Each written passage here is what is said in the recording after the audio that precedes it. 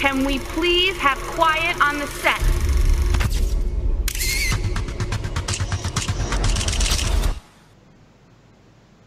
Bonjour à toutes et bonjour à tous, bienvenue sur Catch au quotidien dans le Before Raw. On se retrouve pour une nouvelle semaine, pour cette édition particulière, puisque c'est celle qui va tomber juste avant le Pay-Per-View Extreme Rules, qui aura lieu dimanche à Baltimore, il me semble. Et donc voilà, on a pas mal de choses à dire ce soir sur le show principal de la WWE. Et bien notamment, je suis en compagnie d'une seule personne ce soir, puisque et non des moindres. Et non des moindres, voilà. Donc moi c'est Romain, le mangeur de mots, en référence au surnom de Bray Wyatt, mais moi comme je mange pas grand chose à part des mots, voilà. Et avec moi il y a mon acolyte habituel de la Team Raw, c'est Kevin. Bonsoir à toi. Bonsoir à tous, ou bonjour, voilà, ou bonjour. Oui, bonjour, bonsoir, ça dépend. Là, on enregistre le soir pour le coup, donc on va dire bonsoir, mais si vous nous écoutez lundi matin, eh bien, bon matin. Et donc, Kevin, qui est le seul fan sur cette planète Terre du lutteur El Tétanos. C'est mon idole. Ouais, lutteur de la ICWA, qui combattait dans le match de l'échelle du temps à Révolution il y a quelques jours. Écoute Kevin, comme on est que deux, voilà, parce que vous savez, c'est une période un peu compliquée, les gens ont des examens, des choses à faire, notamment pour ceux qui sont étudiants, du travail pour ceux qui sont dans la vie professionnelle, et du coup, dans la Team Raw, on est un peu seul, et d'ailleurs moi, je risque d'être absent dans les prochaines semaines, donc on va faire évidemment le maximum pour continuer à vous faire vos émissions hebdomadaires. Et puis, s'il faut, Kevin, tu les feras toute seule, hein, les émissions. De toute façon, on était 5 au début, je vais me retrouver tout seul. Maintenant,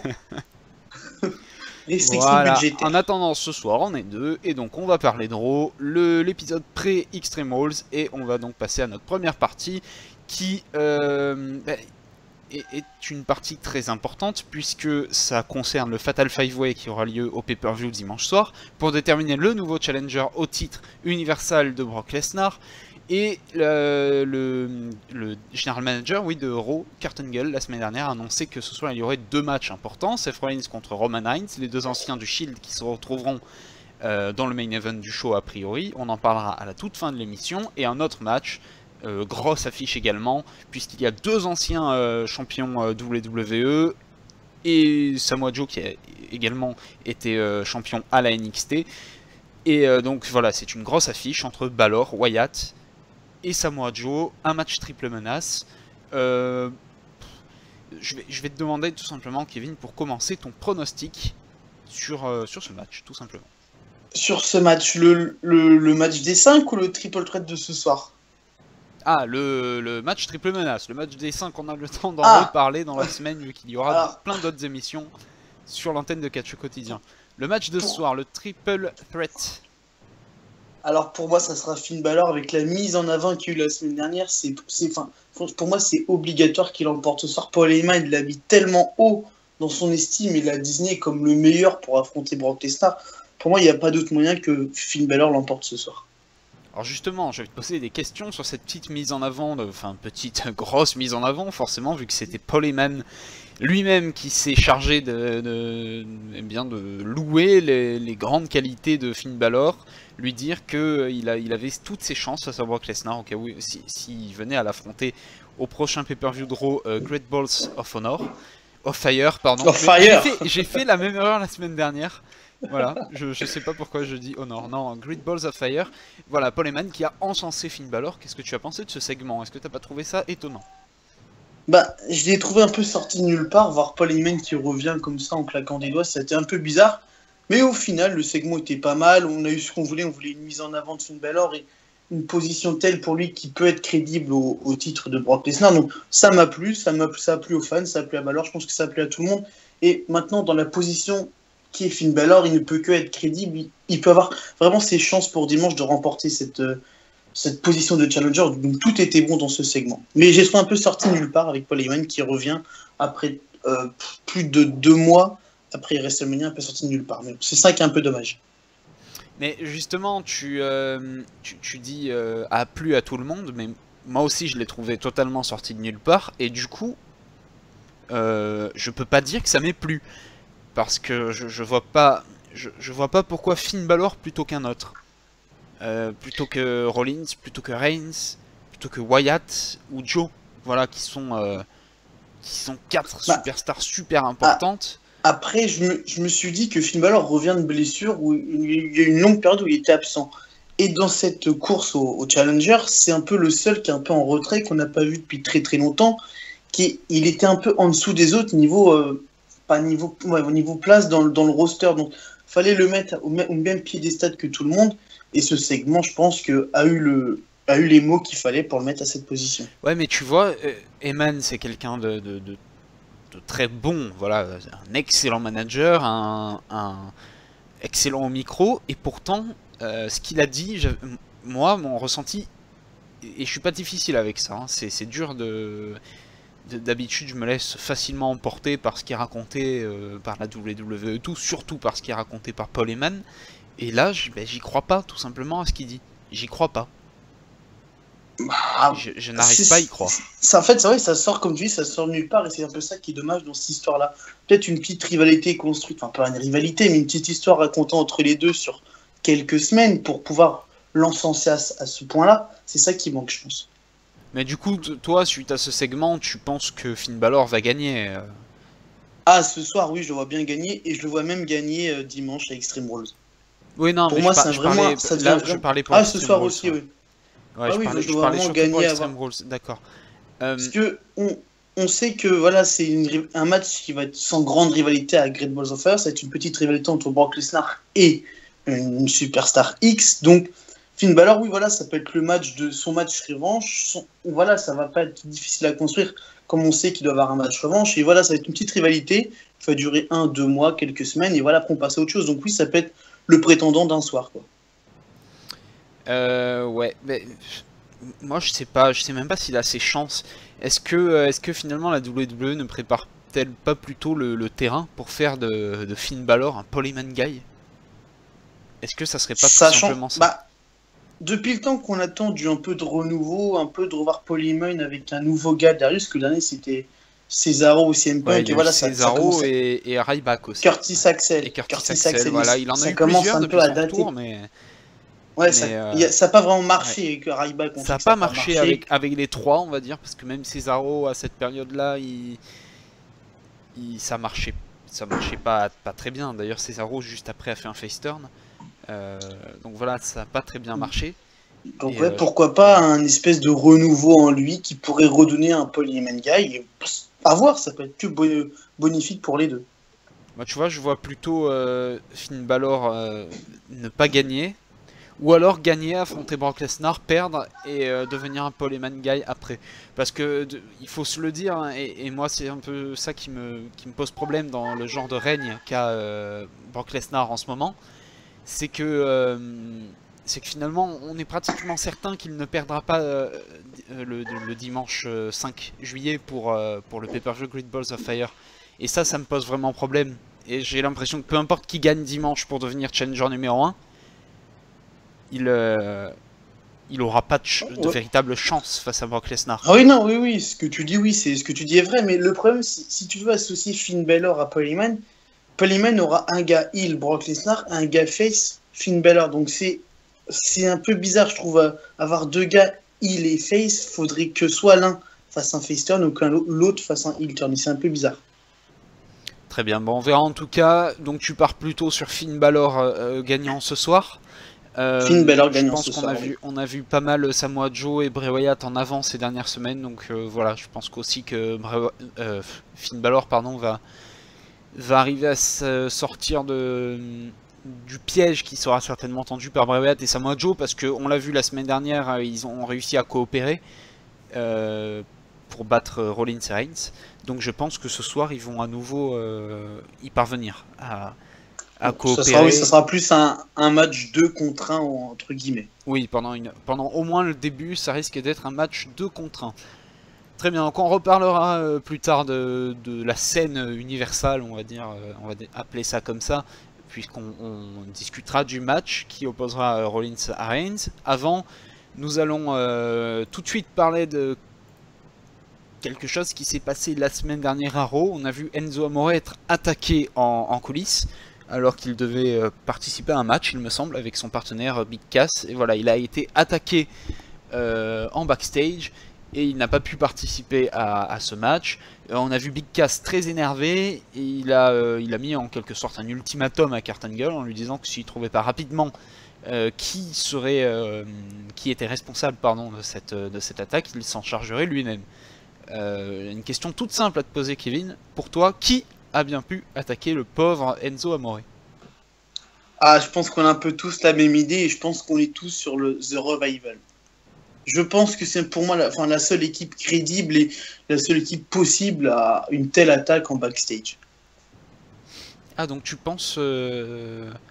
Oui, tu dis tout le monde, pour le coup je n'y avais pas pensé.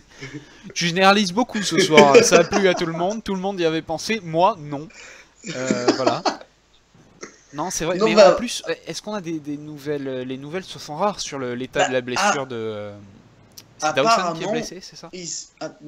Apparemment, les aurait vus en backstage, mais une simple silhouette de loin, apparemment, les aurait vus. Donc, est-ce que ça peut être un potentiel, je sais pas, un petit teaser de voir une silhouette passer derrière? Pourquoi pas? Après, on sait qu'ils reviennent de blessure, c'était une petite blessure légère, donc ils auraient pas mis de temps à revenir. Donc pourquoi pas? Et ça serait dans les storylines où on n'aurait pas vu The Club. C'est pas possible. Niveau storyline, ça tiendrait pas. Donc The Revival, oui, c'est clairement la seule possible équipe. The Club était dans le ring en plus à ce moment-là, non? Il n'y avait pas une affaire. Bah oui. Oui, si, je crois que si. Que ce soit eux. Donc c'est pas possible. Donc niveau storyline, il y aurait plus personne derrière à part Rhino et Slater, mais j'y crois pas. C'est pas possible. Ils sont face, donc non. Donc pour moi, la seule équipe possible, c'est The Revival. Ok, donc il faut voir si c'est Dawson qui est blessé ou. Ouais, oui, c'est ça. Ouais, c'est lui. Hein. Voilà, il faut voir s'il sera revenu à temps d'ici quelques semaines, parce que ça m'étonnerait sinon que la WWE s'y soit prise si tôt pour monter cette storyline. Dans le cas où ça se fait, évidemment, moi j'ai une autre idée. Oui, ouais, dis-nous. Moi je pensais à Big Cass. Ah, ouais, pourquoi pas, ça signerait la fin de l'équipe. On en avait beaucoup parlé autour de la période de WrestleMania. On avait dit que s'ils remportaient pas les titres à Mania, il était fort possible que derrière il se passe quelque chose. Ils ont même pas été shakés, on va dire, à SmackDown, donc je sais pas exactement. Ce qui me fait peur, ça serait pour la suite en fait. Pour la suite des deux, ouais, c'est ça qui me fait peur. Enfin, pour Big Cass, j'ai moins peur, mais pour Enzo Amore, oui, ça me fait peur. Enzo Amore pourrait très bien se retrouver dans une division poids moyen, par exemple. J'ai vu, je sais plus qui a dit, quelqu'un d'important dans le monde du catch, qui a dit que ça serait intéressant, pourquoi pas, de voir Enzo Amore dans la division poids moyen. Je pense que c'est envisageable. Ah bah s'il le laisse dans le roster principal, je donne pas grand chose de sa carrière solo en tout cas. Voilà, donc il faut voir. Moi je pense que c'est possible que ce soit Big Cass. C'est vrai que je m'étais pas posé la question, mais la après, motivation est toute simple et toute légitime. Hein. Big Cass en a marre tout simplement. Je pense qu'il en a vraiment marre d'ailleurs de toujours perdre ses matchs à cause d'Enzo Amore.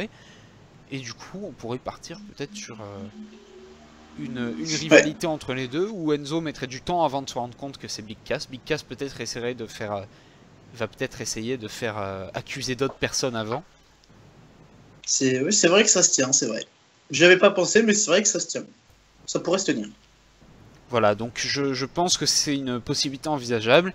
Et pour The Revival, j'y avais pas pensé, tout simplement parce que ça intervient très tôt, et il me semble que Dawson était blessé jusqu'à SummerSlam pratiquement, et c'est dans 2 mois, donc voilà, je trouve que ça fait un peu tôt, mais écoute, on aura davantage d'infos ce soir en tout cas. Des infos déjà ce soir sur la suite de ce qui va se passer, et des réponses certainement dans les prochaines semaines.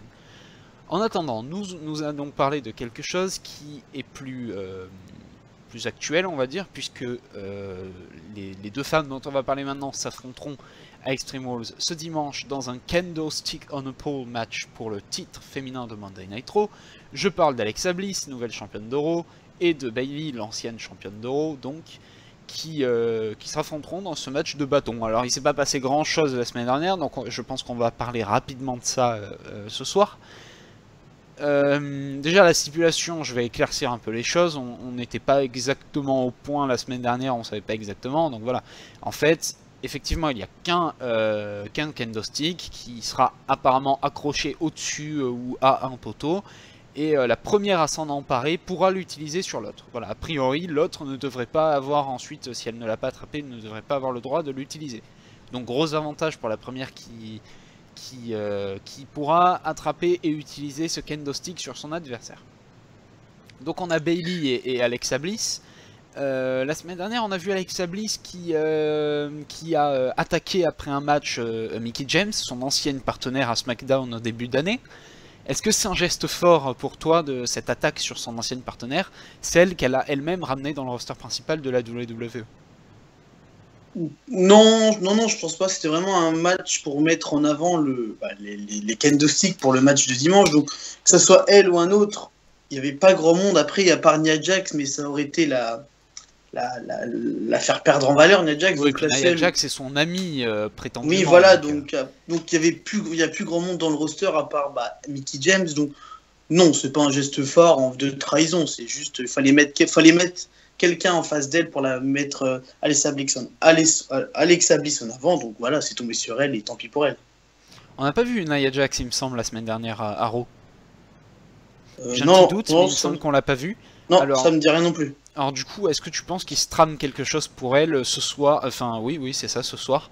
Bon, je vous explique tout, on enregistre la veille, donc forcément j'ai du mal à me resituer, mais oui, c'est ce soir, et ou quelque chose de particulier à Extreme Rules. Non, pas spécialement. Ça va être un match avec un peu plus de violence à Extreme Rules entre les deux. Et j'imagine pas du tout l'intervention de qui que ce soit.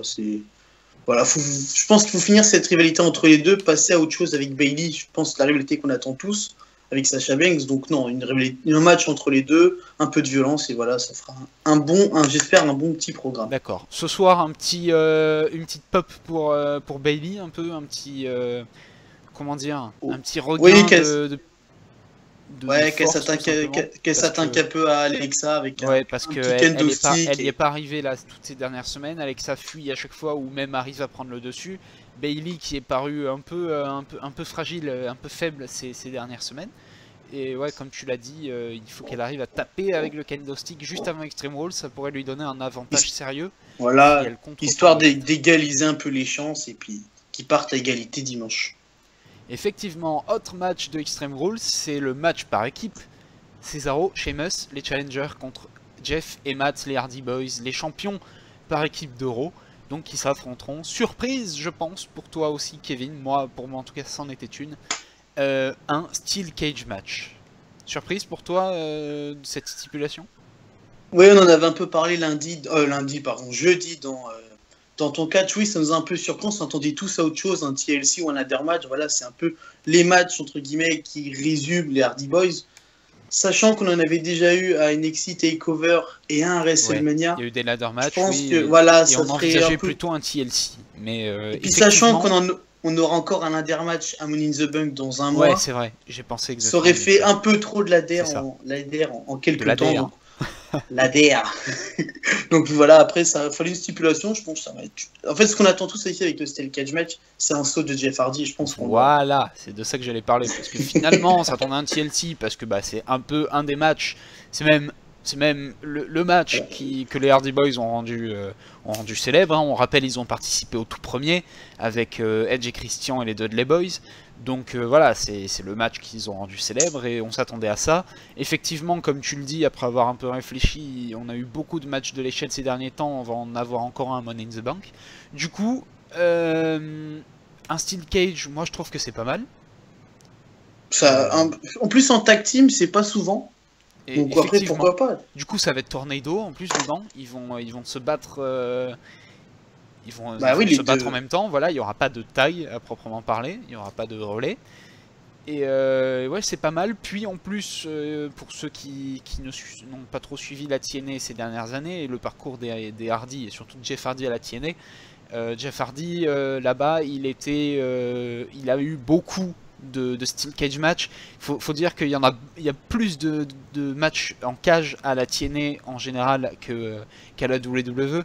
En tout cas, les dernières années. Hein. C'est vrai que moi personnellement, je ne regarde plus là depuis quelques temps, mais en tout cas, voilà, en général, il y avait plus de matchs de Steel Cage match. Et Jeff Hardy a fait pas mal de bons matchs en cage avec des sauts énormes. On se rappelle tous, enfin je sais pas si tu suis beaucoup la TNA toi à une certaine période Kevin, mais on se rappelle tous de cette chute du haut de la cage sur un escalier. C'était assez violent. Donc Jeff Hardy qui est habitué de ce genre de match et on peut s'attendre à un mouvement spectaculaire du sommet. Bah, Voilà, j'espère qu'on l'aura parce que si on l'a pas, ça serait du gâchis. Je pense qu'on l'attend tous. Voilà, donc on peut avoir un très bon match. On ne sait pas encore s'ils pourront, si les titres pourront être joués en s'échappant de la cage ou simplement par tomber aux soumissions à l'intérieur. Donc on le verra très certainement prochainement. Je pense que Sheamus et Cesaro, ça les arrange un peu de pouvoir s'enfuir, vu qu'avec leur heel turn qui se fait progressivement, ils ont tout intérêt à la jouer de façon mesquine et à essayer de s'échapper dès que les Hardy seront à terre dans le ring.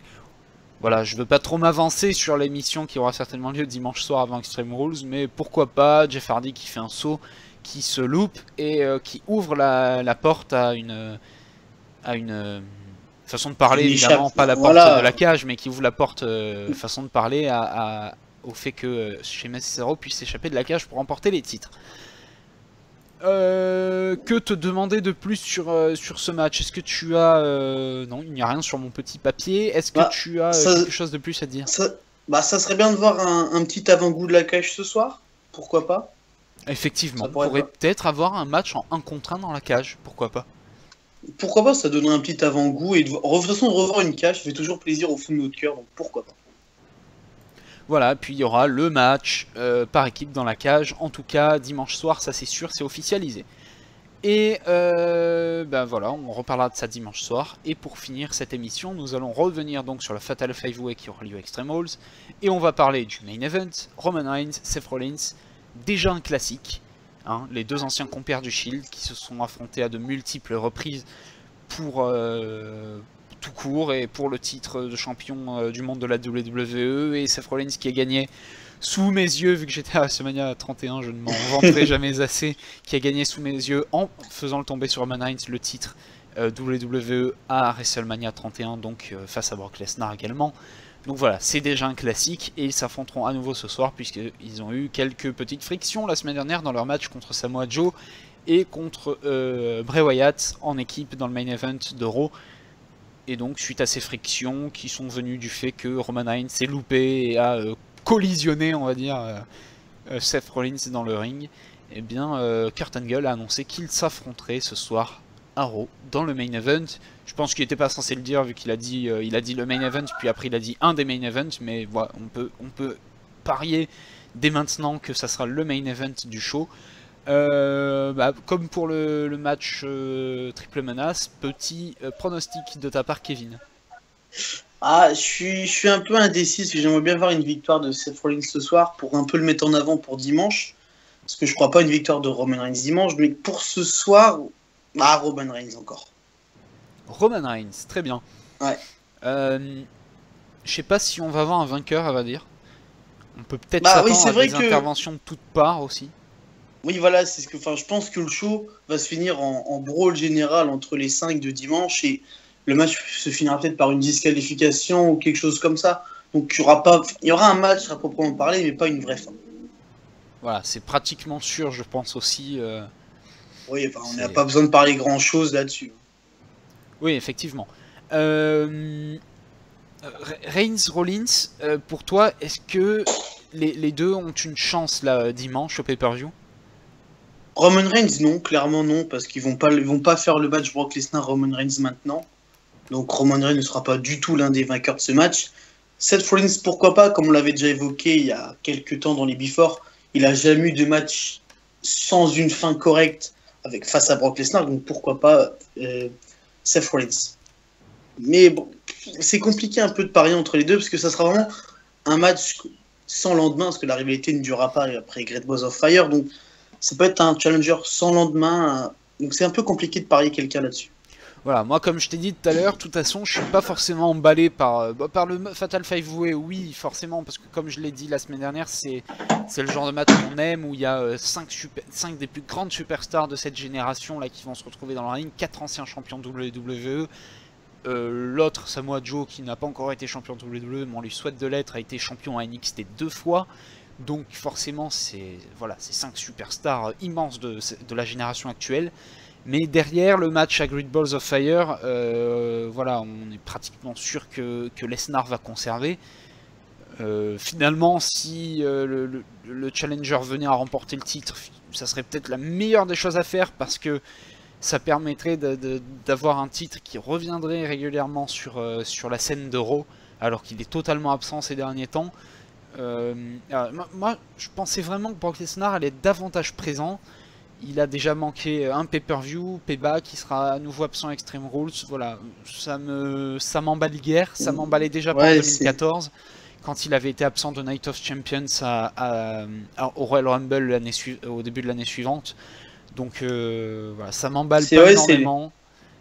C'est les part-timers, c'est vraiment un gros débat et il y aura toujours des différents. Moi, je le cautionne pas, enfin, je le cautionne pas. Mais à la limite, tu vois, une défense de titre par mois, ça serait envisageable. Mais là, je trouve que ça, en fait, ça cause du tort au programme hebdomadaire d'Euro, et c'est dommage.